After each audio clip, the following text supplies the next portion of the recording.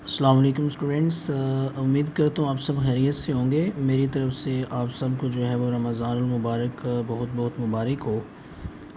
सो चलते हैं अपने जो है वो आज के लेक्चर की तरफ। स्टूडेंट्स, लास्ट लेक्चर में हमने जो है वो लायबिलिटीज़ की डिफरेंट टाइप्स जो थी वो डिस्कस की थी। आज जो है वो हम कुछ न्यूमेरिकल क्वेश्चंस करेंगे स्टूडेंट्स। यहाँ पे मेरे सामने जो है वो एक क्वेश्चन ओपन है, वो है एक्सरसाइज 11.1। उसमें वो कह रहा है the following items appear on the balance sheet of a company with a 2-month operating cycle. Identify the proper classification of each item as follows. C, if it is a current liability। ये देखें यहाँ पे उसने कुछ जो है वो हमें ब्लैंक्स दी हुई हैं, खाली जगह दी हुई हैं। वो कह रहा है उन खाली जगहों में सी लिखें if it is a current liability. अगर करंट लाइबिलिटी है तो उसके लिए हमें सी लिखना है। L, if it is long term liability. अगर इनमें से कोई लॉन्ग टर्म लाइबिलिटी है तो उसके लिए हमें एल लिखना है। और N, if it not liability. अगर वो लाइबिलिटी नहीं है तो उसके लिए आप जो है वो एन लिखें। तो स्टूडेंट्स देखते हैं जो है वो सबसे पहली आइटम क्या है। उसमें उसने लिखा है सेल्स टैक्स पेएबल। तो सेल्स टैक्स पेएबल हमारी करंट लाइबिलिटी है, तो करंट लाइबिलिटी के लिए हम यहाँ पे सी लिख देंगे। उसके बाद सेकंड जो है वो है फ्यूटा टैक्स पेएबल।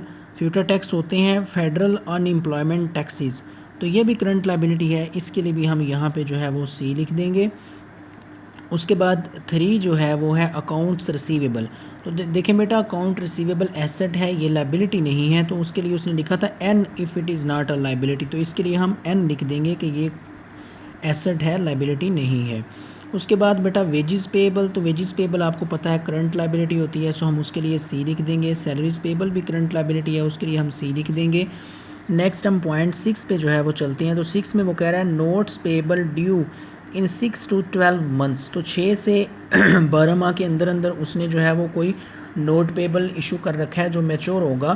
तो बेटा 1 साल से कम के अरसे के लिए है, तो ये करंट लाइबिलिटी ही जो है वो कंसिडर होगी। उसके बाद नोट्स पेएबल ड्यू इन 120 डेज़। तो ये 2 माह का है, ये भी हमारी करंट लाइबिलिटी होगी बेटा। उसके बाद current portion of long term debt. तो लॉन्ग टर्म डेट, वैसे तो लॉन्ग टर्म डेट जो है वो हमारी लॉन्ग टर्म लाइबिलिटी होती है, लेकिन उसका जो करंट पोर्शन है, तो वो जो करंट पोर्शन है वो करंट लाइबिलिटी ही कंसिडर होता है। उसके बाद 9th पे है notes payable mature in 5 years. तो ये हमारी बेटा लॉन्ग टर्म लाइबिलिटी है, क्योंकि इसका लाइफ टाइम जो है वो 1 साल से ज़्यादा है, तो इसके लिए हम एल लिख देंगे।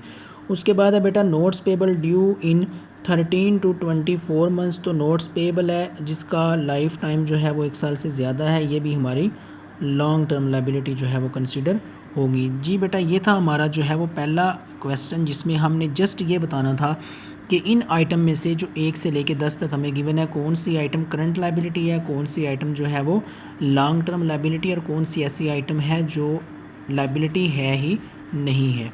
ठीक है बेटे।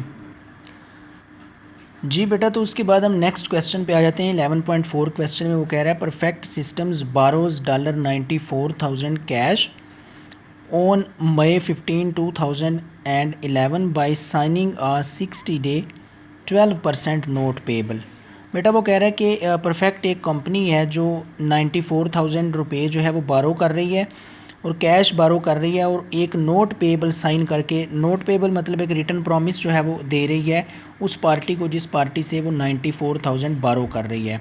वो नोट पेएबल 60 डे का नोट पेएबल है, मतलब 60 दिन बाद वो जो है वो ये वाली रकम वापस करेगी, और उस नोट पेएबल के ऊपर जो है वो इंटरेस्ट कितना पे करेगी, वो 12%। मैंने आपको बताया था कि अकाउंट्स पेएबल पे इंटरेस्ट नहीं होता, नोट पेएबल पे इंटरेस्ट जो है वो पे करना पड़ता है जो बारविंग पार्टी होती है उसको, लैंडिंग पार्टी को। तो बेटा इसकी रिक्वायरमेंट्स हैं। रिक्वायरमेंट 1 में वो कह रहा है on what date does this note mature. ठीक है, कि ये वाला नोट किस तारीख को मैच्योर होगा। ठीक है बेटे, तो देखें मैच्योर होने से मुराद ये है कि कब ये वाला नोट वापस लिया जाएगा और जो है वो पैसे अदा किए जाएंगे। तो कितनी मुद्दत का नोट पेएबल बनाया गया है, 60 डे। इसका मतलब है कि अगर वो 15 मई को वो नोट साइन करके दे रहा है, तो उसके बिल्कुल 60 दिन बाद वो वाला नोट पेएबल मैच्योर हो जाएगा। तो देखें यहाँ पे मैंने लिखा है the note will mature on 15 जुलाई 2011। 15 मई से 15 जून तक एक माह, और 15 जून से जो है वो जुलाई तक दूसरा माह। तो यूँ 60 डेज़ जो है वो पूरे हो गए हमारे 15 जुलाई 2011 को। जी बेटा, तो रिक्वायरमेंट 2 में वो कह रहा है suppose the face value of the note equals $94,000, prepare journal entries to record. Number 1 पे वो कह रहा है इशुएंस ऑफ द नोट, और उसके बाद बी में वो कह रहा है payment of the note at maturity. बेटा बात ये है, वो कह रहा है कि फ़र्ज़ करें कि नोट जो उसने इशू किया है, डेफिनेटली जितना वो कर्ज़ा ले रहा है उतनी मालियत का नोट वो इशू करेगा 94,000 का। उसके लिए अब वो हमें कह रहा है कि जर्नल एंट्रीज़ करें। दो जर्नल एंट्रीज़ हमें करनी है। पहली इशुएंस ऑफ द नोट के जब उसने नोट इशू किया, साइन करके दिया, तब क्या जर्नल एंट्री होगी, और उसके बाद जो है वो जब जो है वो पेमेंट करेगा नोट पेबल की मैच्योरिटी के ऊपर, उस वक्त जर्नल एंट्री क्या होगी। तो देखें बेटा, मैंने आपके सामने जर्नल बनाया है, उसमें मैंने लिखा, डेट लिख दी, पर्टिकुलर्स लिख दिए, अमाउंट ठीक है। यहाँ पे जब उसने जो है वो ए वाली की जो है वो मैं उसको सॉल्व कर रहा हूँ, इशुएंस ऑफ द नोट, जब वो नोट इशू करेगा। देखें बेटा, जब वो कर्ज़ा ले रहा है तो डेफिनेटली उसके पास कैश आएगा, तो हम करेंगे कैश अकाउंट डेबिटेड 94,000। बदले में हम उसे नोट पेबल दे रहे हैं, तो नोट पेबल जा रहा है, तो note payable account is credited 94,000, और यहाँ पे हमने लिख दिया बारो cash and issued note payable. ये बेटा थी इसकी सेकंड रिक्वायरमेंट का पार्ट ए, और उसके बाद हम चलते हैं पार्ट बी की तरफ। जी बेटा, तो हमारी बी रिक्वायरमेंट क्या है, payment of the note at maturity, कि मैच्योरिटी के वक्त जब नोट की वो पेमेंट करेगा, पैसे अदा करके नोट वापस लेगा, उस वक्त क्या जर्नल एंट्री होगी। तो ये बेटा बी रिक्वायरमेंट की जर्नल एंट्री मैंने आप लोगों के सामने की हुई है।